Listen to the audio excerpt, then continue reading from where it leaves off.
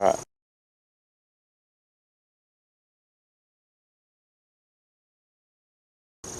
Alicia Molik, what was your best singles ranking? My best singles ranking ever was in 2005. I was ranked number 8 in the world, only for a period of about 4 or 5 months. And that was right before you had the inner ear Correct. problem. And Leading up until my highest ranking, when I was number 8 in the world, it was the most successful period of time in a 6-month period that I'd ever had in my entire career. So I played a huge volume of matches. I played a huge volume of tournaments, probably too many in hindsight. My fear was if I didn't play enough, then I would lose my momentum, I would lose my touch, lose my feel. So for me at the time, it was the more the better, and I think I did myself harm by not having a bit of a break, not having a rest, not resting and recouping. That's very interesting. Important for us, Patrick, who I coach, is coming back from an injury. It's always very tough getting back on the court after a long break. How long were you off in total before your next tournament? I was off in total, I had a 3 or 4 month break. I tried to come back and it was hugely unsuccessful. I was still struggling with my middle ear problem. And then it was more than a year, almost 2 years. Of laying low. I wasn't able to play, compete. I was having problems with my vision, my middle ear, my perception, my balance. So really I needed to see a vestibular physiotherapist. I basically almost had to go to an old people's home, really, and I was doing exercises next to grandmas and grandpas aged in their 70s, 80s. So for me, mentally, that was really tough because I felt like I was starting from scratch again. I had some really low times. I was really flat and really frustrated. Sometimes looking back, I think, wow, maybe I was a little bit depressed too, not being able to play tennis every day like I could normally, and I was fearful of the fact that I'd never be able to play again, of contemplating my future without tennis. But the difficult part also was once that 2-year period had finished, was then having the courage and trying to get the fitness back that I had previously, which was very difficult to get back. And the hardest thing for me was expectation of other people. I found that really difficult to deal with, is that everyone remembered me at a certain level, and I found the most difficult thing was playing at a lower ranking, playing at a lower level, and having to accept that for a period of time. That's what I struggled with mentally. I never felt like I was achieving for a long period of time unless I got back up to a higher ranking. Obviously I never got there in the end. I never got back to number 8. But I really struggled mentally being at a lower ranking until time passed and I realised that still being ranked 100 or still being at a certain level was okay. It took time to rebuild. And I'm guessing that gave you a different perspective on the sport, like having the time away. I know you're saying when you came back, it's tough to drop back in levels, and there's a lot of different conditions there, a lot of different pressures. You're playing players that everyone, like you say, everyone expects you to beat, but there's different conditions. Maybe not as many umpires on the court. You get bad calls. It's windy. The courts are not the same week in, week out. Where on the WA tour, things are very similar. You've got your play lounge, you've got your food around, and that was the hardest part. Is coming from Grand Slams, the US Open, the Australian Open, playing in Zurich, all these events where the top players are, and you have amazing facilities. You get fresh balls all the time. The gyms are there, great hotels. To start my comeback, I was ranked 0. I wasn't even on the rankings charts because I never protected my ranking. So it fell by the wayside. So I had to start as a nobody, as a no one, when I'd previously been a top 10 player. That was really hard. And going back to Port Pirie, I remember going back to Mount Gambier, I played in Esperance, I played in Bendigo, going back to all these events where I had to call my own lines, I had to pick up my own balls. The healthiest thing in the canteens were, toasted ham and cheese sandwiches. The hardest thing also was having a lot of players around me, which maybe weren't necessarily as professional as the players with high rankings at the Pro Tour, at the professional WTA and ATP events where, after matches, a lot of top players go off and they stretch and they cool down and chat with their coaches and get back out on the practice court and work on things. Sometimes on the lower level, it's hard to rise. It takes a lot of, I think, concentration and a lot of guts to rise above that. When there is a certain level, everyone seems to be doing the same thing. It takes a special character to work above that and realise that you need to practice a bit more, you need to be more professional. So that was hard for me too, is playing at a lower level and rising above it and trying to do the right thing, keeping in mind that I wanted to be at this level, not just be happy with a lower ranking. We're about to embark on that very similar tour. We're starting in Alice Springs, and then we're going to head to Port Pirie. We've got Esperance and Bendigo in there. Pat's been out probably 4 months now. He tried a comeback which didn't work. And is there any advice you'd have for him? You know, any tricks mentally to fool yourself? You know, the confidence, maybe 5-4 serving for a match. You know, you get down 30-40. He doesn't have much to draw on at the moment. Hasn't had a great year, and now the injury. Were there any special tricks you did during your first matches back on tour? Yeah, well, for me, I was incredibly nervous when I'd been off tour so long, and you have people watching you and expecting a certain level. Well, first of all, I'm a big believer that you create your own luck, so there's no point trying to rely on getting a good draw. There's no point trying to rely on your opponent playing bad, or you having being blessed with the perfect weather conditions to suit your game style. But I think you create your own luck, and what I mean by that is, if you spend the extra time practicing on the things you need to work on, it's not just about you, but every other competitor in the draw will see you out on the practice court. They'll see that you're working hard. So even if you're not confident about something, all your competitors and the people you'll be playing against see you out there, or they might see you out there doing an extra stretching session or warming up professionally.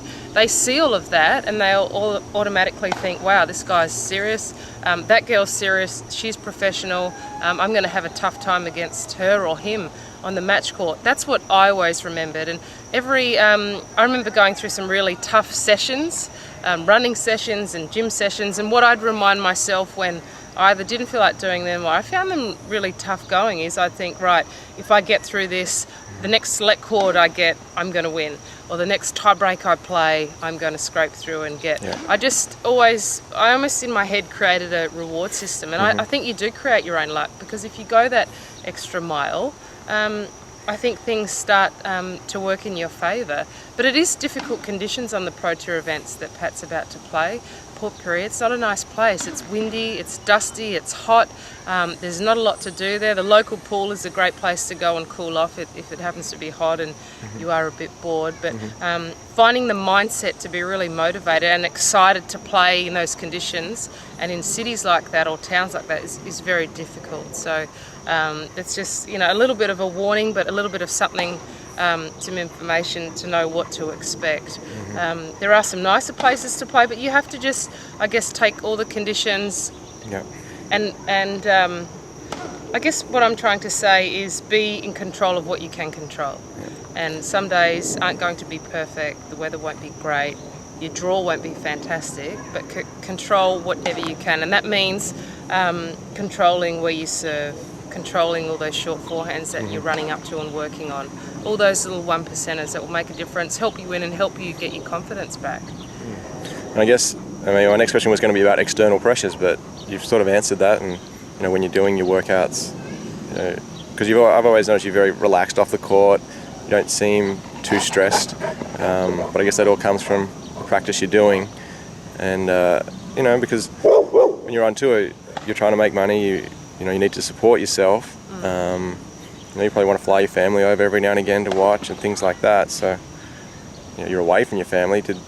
Were there other pressures? You got to support your coach. My biggest pressures were, I think, the pressure of expectation. For some people, it comes from the public. For some players, it comes from families. For me, the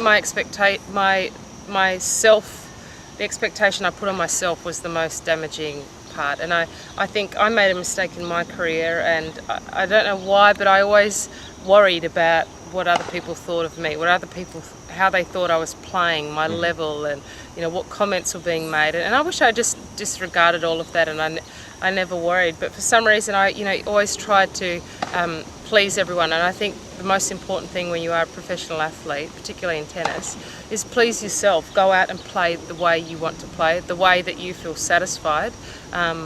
Play in the fashion that you've been working on the practice court, because then that's the way you build confidence. and forgetting about maybe results last year or 2 seasons ago.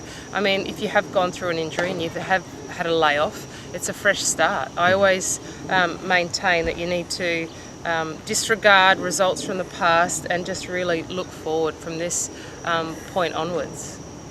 Yeah, that's great. In your game, you had a wonderful serve. Probably Serena's serving very well at the moment, but you'd be right up there with the best of the women on tour. Is there a way you practiced it, and how did you use your serve, to benefit the rest of your game?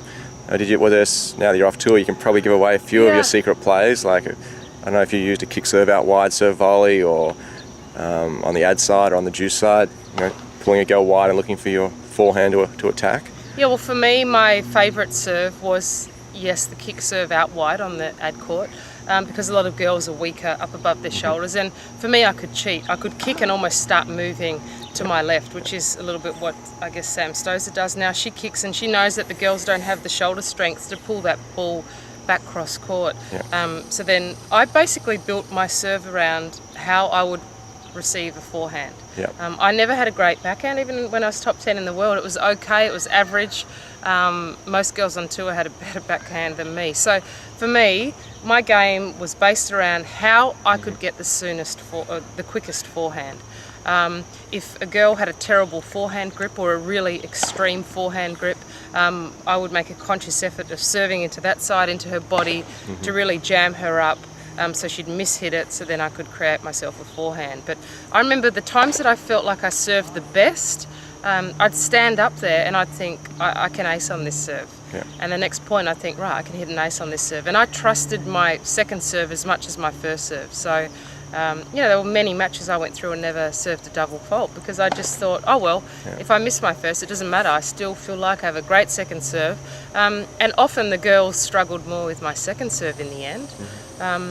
But I think girls are better at moving laterally on the court. So sometimes I did purposely throw in kickers that were slightly shorter up in the court to make them jump out a little bit more. But when I served great, I felt like I could ace on every single serve. Yeah, that's very interesting for pattern. We've watched even the top players. You see them serving, and that's what they do. They try to get a forehand.